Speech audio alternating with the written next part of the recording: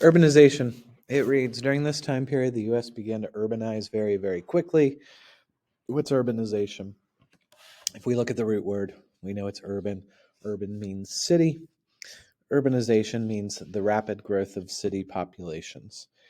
And this next statistic shows it to you. It's not to say before 1870 there weren't cities. There certainly were. But after 1870, the cities that existed began to grow bigger and bigger.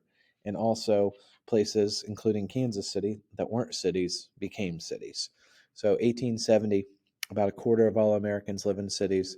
Within 40 years, it's doubled to half.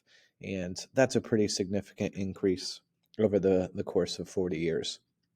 To give you perspective, today I Googled this. 83% of Americans today live in cities. So that's a trend that continues to go up. So we're going to look at why. Why did these cities begin to grow so quickly in the late 1800s, early 1900s? And there are going to be four reasons. Number one, oops, that went out of order. Don't worry about it. Number one is farming improvements. So what was going on the farms? Before 1870, a person could farm probably about 40 acres on their own. They used a horse, they used an oxen, they pulled a plow that was made out of wood or maybe a cheaper metal like iron. In other words, they couldn't farm that much land. As time goes on, we see improvements on the farm. We see better equipment. Plows are going to be made out of steel so they can go quicker. They're more effective. As we get past 1900, we begin to see machines. We begin to see things like tractors, which is going to replace the horse and plow. Anyway, all this meant over time there were less farmers needed. So if there's less farmers needed, those farmers are going to go elsewhere to search for work, and they're going to go to cities.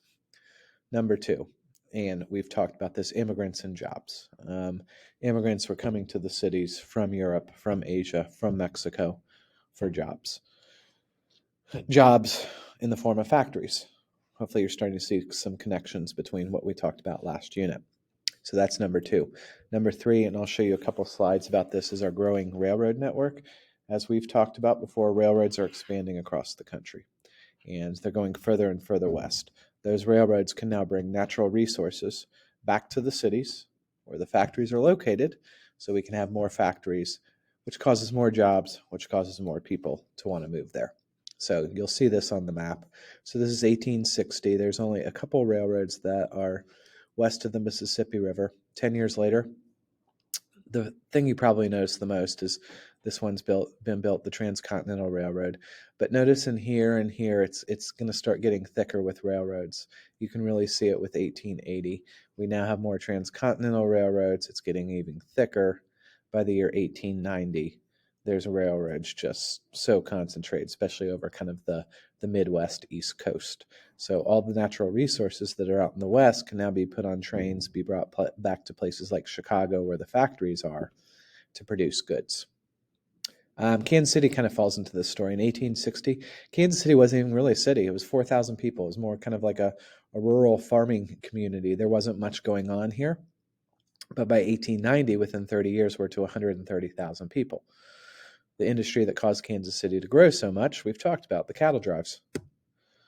So cattle would be brought up from Texas. They'd be put on trains. They'd be sent to Kansas City. Initially, they'd be sent to Kansas City where they would be loaded off and they'd be bought and sold there and then shipped throughout the country.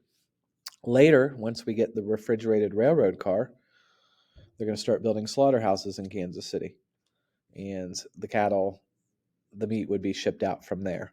And this is a picture of where the stockyards used to be. A stockyard is a place for holding animals, and you can kind of see and hear. In the background, there are slaughterhouses. This was all what we call today is the West Bottoms, all down along the Missouri River where Kemper Arena used to be, if you're familiar with that part of town. Okay, fourth reason for the growth of cities, improvements in steel. Steel is going to allow cities to grow up in the form of skyscrapers. And if you watch the Ed Puzzle, you saw this, but Henry Bessemer, he was an Englishman. He didn't invent steel. Steel had been around a long, long time. He just finds a way to make steel stronger and, more importantly, cheaper.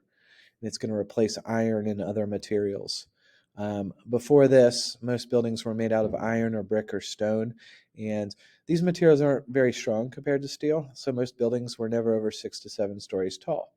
Okay, you could build a building out of steel, but steel was so expensive before this, it wasn't economically feasible to do this. But once we now have a way to make steel cheaper, we can start building up in the form of skyscrapers. And one other thing has to be invented, though. That's the elevator. No one's going to live on the 50th floor of a building and walk the stairs every day, so we got to wait for the elevator.